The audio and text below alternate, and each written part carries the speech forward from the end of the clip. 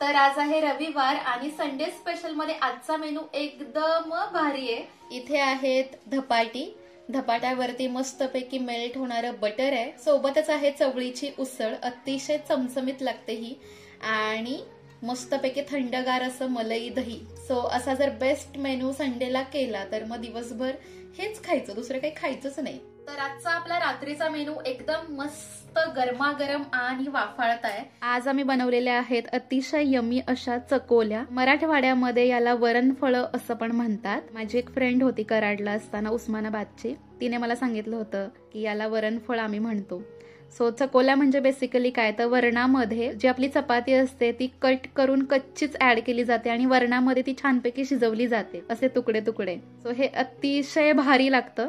तुम्ही हे बनवता का आणि बनवत असाल तर तुम्ही याला काय म्हणता मला कमेंटमध्ये नक्की सांगा। रात्री खायला हा मेनू एकदम बेस्ट वाटतो।